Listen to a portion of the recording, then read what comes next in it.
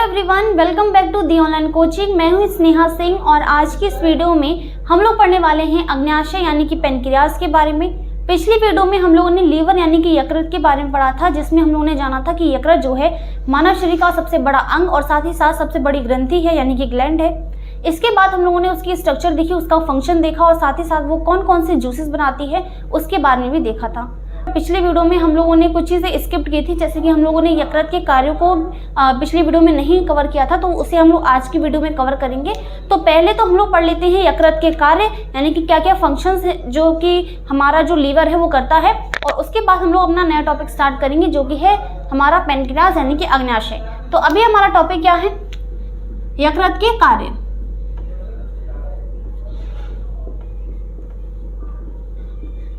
Functions of liver.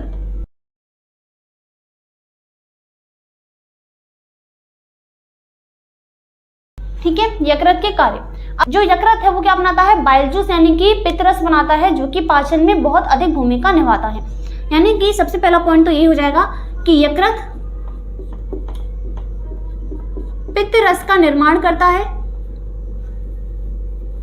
पित्तरस यानी कि bile juice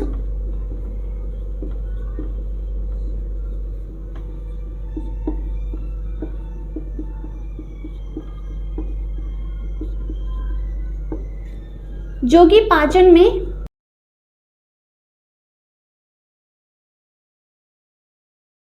अत्यंत आवश्यक है। ठीक है, दूसरा पॉइंट, यकृत यानी कि जो लीवर होता है, इसमें जो पित्तरस बनता है या फिर हम बोल सकते हैं कि ये जो यकृत होता है वो अमाशय रस यानी कि अमाशय में जो जूसेस बनते हैं, जैसे कि HCl की अगर हम बात करें तो जो HCl होता है उसके वजह से जो भोजन या फिर हम बोल सकते हैं वो क्या कर सकता है, मीडियम को क्या अपनाता है, अम्लीय बनाता है यानी कि एसिडिक बना देता है। तो जो अम्लीय माध्यम होता है उस अम्लीय माध्यम को यकृत क्या करता है, उसे क्षारीय बना देता है। तो दूसरा पॉइंट है कि यह अमाशय रस के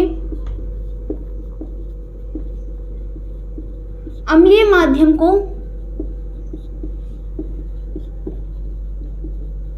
क्षारीय बना देता है।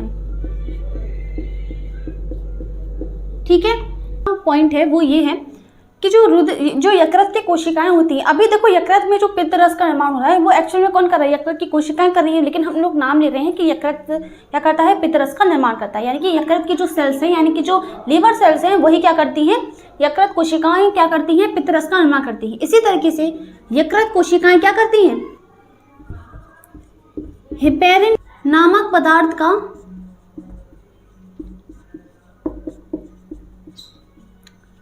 स्त्रावण करती हैं। अब ये हेपेरिन पदार्थ क्या होता है? जो हेपेरिन पदार्थ होता है ये ब्लड क्लॉटिंग को रोकता है, यानी कि रुधिर का थक्का बनने से रोकता है। तो इसीलिए जो हेपेरिन पदार्थ होता है ये क्या करता है, जो कि रुधिर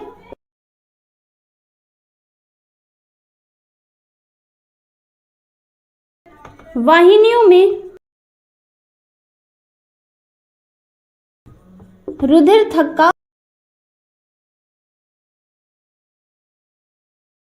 क्लॉटिंग को रोकता है। ओके, रोकता है। तो यकृत की कोशिकाएं क्या करती हैं, हेपेरिन नामक पदार्थ को स्त्रावण करती हैं, जिसकी वजह से जो रुधिर का थक्का है रुधिर वाहिनियों में वो बनने से रुक जाता है। ओके, इसके बाद पाचन यानी कि डाइजेशन के बाद जो ग्लूकोज बनता है जब वो रुधिर में जाता है, तो जब उसकी मात्रा आवश्यकता से अधिक हो जाती है रुधिर में, तो ये क्या करता है, जो यकृत होता है ये क्या करेगा, उस ग्लूकोज को ग्लाइकोजन में कन्वर्ट करके संचित कर लेता है यानी कि स्टोर कर लेता है। तो इसी वजह से क्या कहते हैं हम, यकृत को भंडार गृह बोलते हैं। ठीक है, अगला पॉइंट है कि यकृत को भंडार गृह कहते हैं,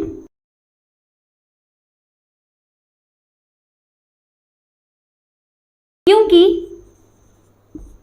यह आवश्यकता से अधिक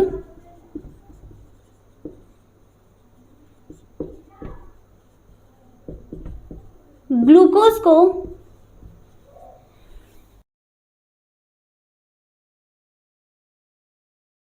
ग्लाइकोजन में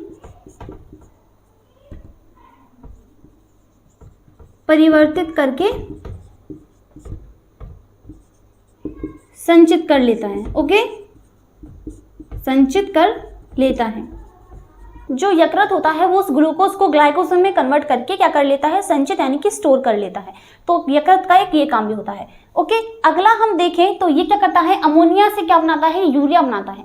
अभी हम लोग देखेंगे कि जो यकृत है वो एक तरह से उत्सर्जी अंग भी है, ठीक है। उत्सर्जी अंग के कैटेगरी में भी आता है यकृत, जो है करता है अमोनिया से यूरिया का निर्माण करता है। अमोनिया से यूरिया का निर्माण करता है,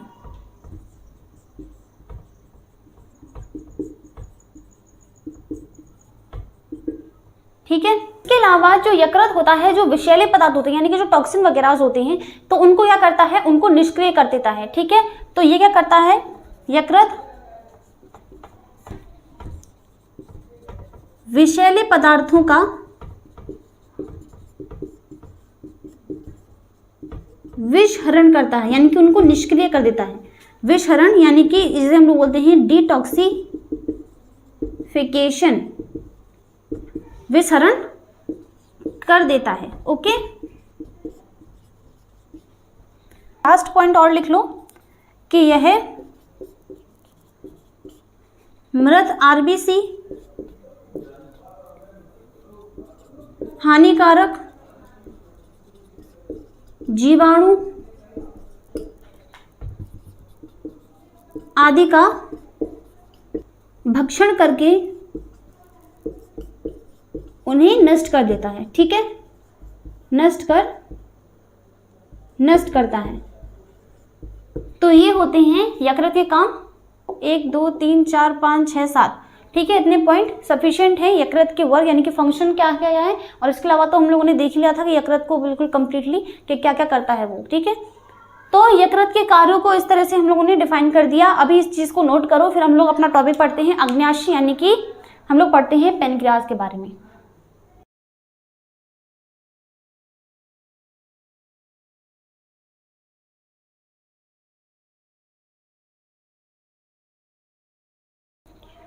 अब हम लोग पढ़ते हैं अग्न्याशय। अग्न्याशय यानी कि पैनक्रियाज, ठीक है। अग्न्याशय, जो अग्न्याशय है उसके बारे में थोड़ी बेसिक सी जानकारी। जैसे जो अग्न्याशय है ये हल्की गुलाबी रंग का होता है। कैसा, हल्की गुलाबी रंग का पत्ती सदृश, यानी कि एक पत्ती जैसी लीफ लाइक स्ट्रक्चर होती है। अंग है यानी कि ऑर्गन है,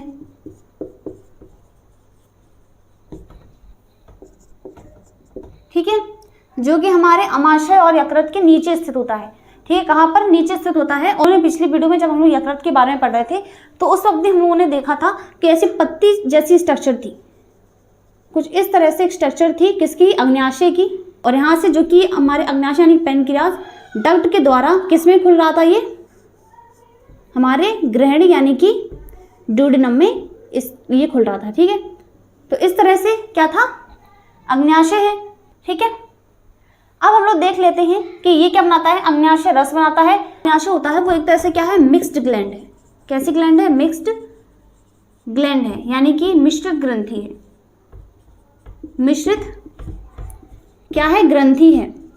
क्यों है ग्रंथि, क्योंकि ये दोनों तरह के काम करती है।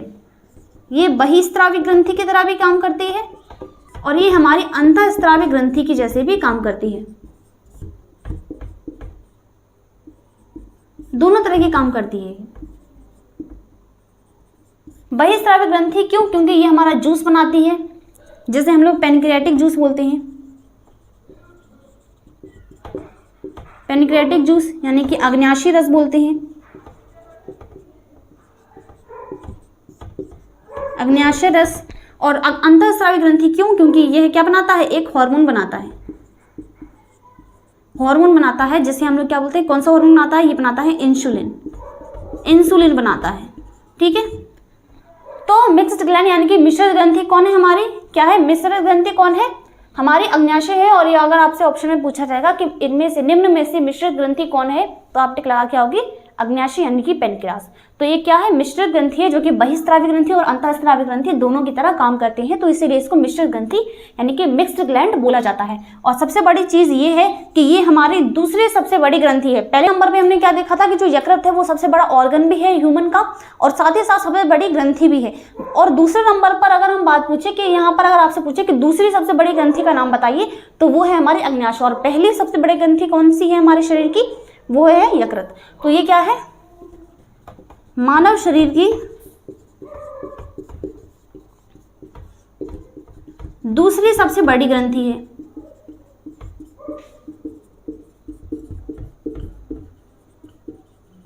ठीक है, और इसमें एक दिन में अगर हम 1 डे की बात करें तो इसमें 1 लीटर जो है अग्न्याशय रस यानी कि पेनक्रियाटिक जूस का क्या होता है, स्त्रावण होता है।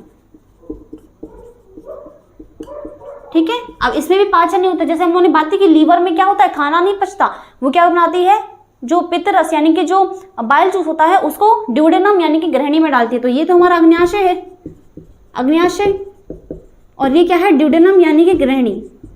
तो पाचन कहाँ पे होता है, ग्रहणी में होता है। इसमें जो फूड पार्टिकल्स होंगे उनका पाचन होगा। तो अग्न्याशय रस यहाँ से अपने डक्ट के थ्रू यानी कि नली के द्वारा क्या करता है, अग्न्याशय रस का स्रावन करता है। और ऊपर से हम लोग जिस तरह से देख रहे थे कि यहाँ से कौन आता है, जैसे पित्त रस जो था, है ना, जो हमारा लीवर था, इस तरह से लीवर है, तो यहाँ पर इसकी जो डक्ट थी, यहाँ पर एक थैली थी जिसको हमने पित्ताशय बोला था। तो इस तरह से यहाँ पर भी क्या होता है, जो पित्त रस होता है वो यहाँ से आता हुआ इस ड्यूडेनम में, इस ड्यूडेनम वाले भाग में जाता है। ठीक है, और यहाँ से वो जो अमाशय होता है उस भाग से जुड़ा रहता है, ड्यूडेनम का जो ऊपर वाला पार्ट होता है ना, पालोरिक भाग होता है ना, उससे जुड़ा रहता है।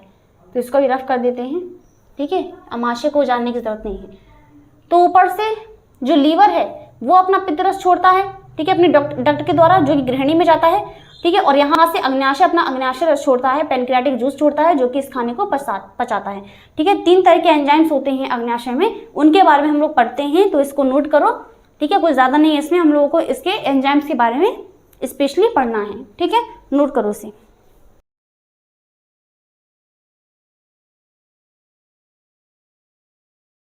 इसमें 4 प्रकार के पाचक एंजाइम होते हैं, 4 प्रकार के। अग्न्याशय रस की बात कर रहे हैं हम लोग।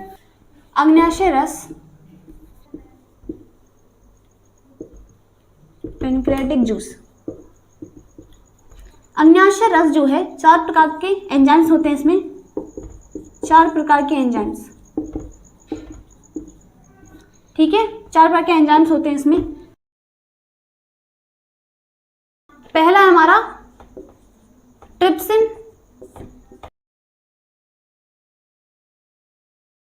दूसरा है एमाइलेज,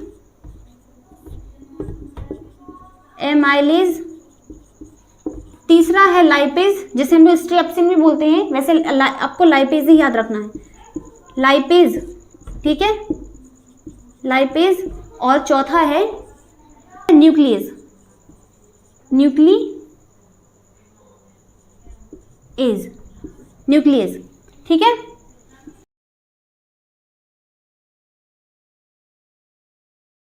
न्यूक्लियस। तो 4 प्रकार के पाचक एंजाइम्स जो हैं, जो डाइजेस्टिव एंजाइम्स हैं, वो पाए जाते हैं किसमें, अग्न्याशय रस में यानी कि पेनक्रियाटिक जूस में। ठीक है, ट्रिप्सिन, एमाइलेज, लाइपेज और न्यूक्लियस। ठीक है, ट्रिप्सिन क्या करता है, ट्रिप्सिन जो है ये करता है प्रोटीन का पाचन। प्रोटीन का पाचन किस तरह से, जो ट्रिप्सिन है ये प्रोटीन का पाचन करता है, जो प्रोटीन के अणुओं के साथ मिल करके उन्हें कन्वर्ट कर देता है किसमें, पॉलीपेप्टाइड्स में। किसमें कन्वर्ट कर देता है, पॉलीपेप्टोन या फिर पेप्टाइड्स में। तो इसे पेप्टोन्स और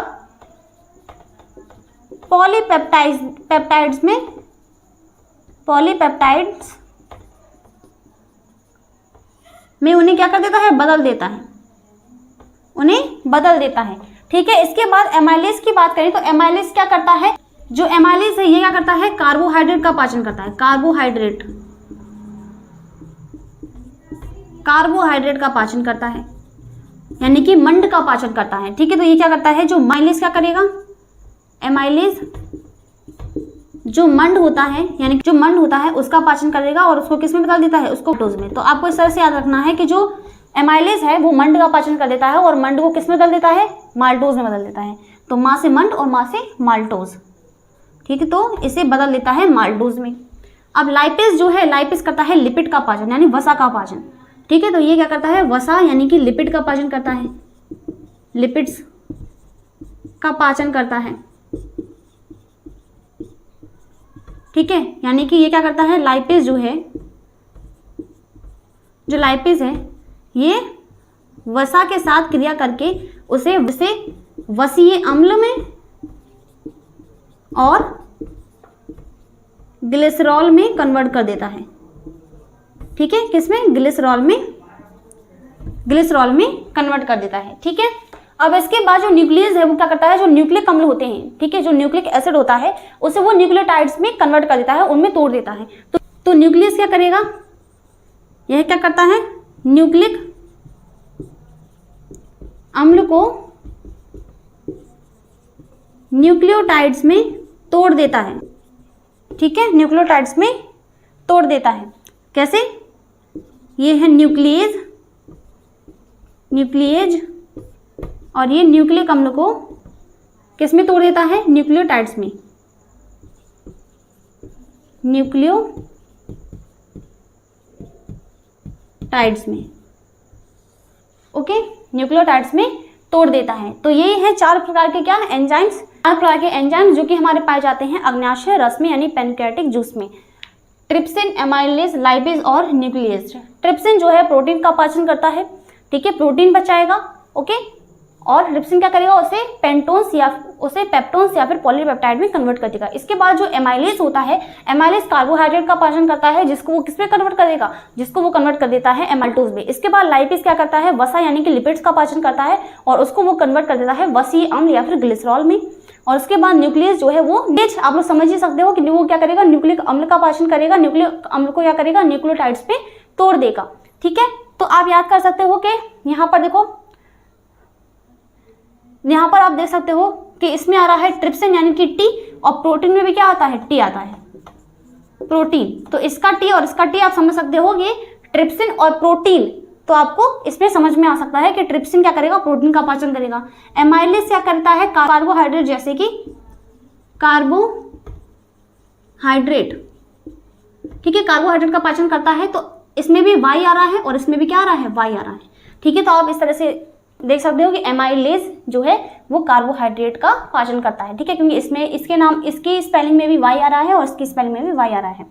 लाइपेज, इसमें भी एल वाई, इसमें भी एल आई, ठीक है, और ये क्या करता है, लिपिड का। तो एल आई पी इसमें भी आ रहा है, एल आई पी इसमें भी आ रहा है। तो लाइपेज क्या करेगा, लिपिड यानी कि वसा का पाचन करेगा। और इसमें तो आप याद कर सकते हो न्यूक्लिक यानी कि ये न्यूक्लिक अम्ल का पाचन करता है। तो इस तरह से एक छोटी सी ट्रिक है, ठीक है, अगर पसंद आए तो इसको जरूर अप्लाई करो। तो आज की वीडियो में हम लोगों ने पढ़ लिया अग्न्याशय के बारे में। इसके बाद एक और लेक्चर आएगा डाइजेस्टिव सिस्टम से, के बाद जो पाचन तंत्र है वो कंप्लीट हो जाएगा। इसके बाद हम लोग नेक्स्ट पढ़ेंगे श्वसन तंत्र के बारे में। तो उम्मीद करती हूँ कि आज का लेक्चर आपको समझ में आया होगा, पसंद आया होगा। तब तक के लिए bye bye, take care, thank you so much for watching this video.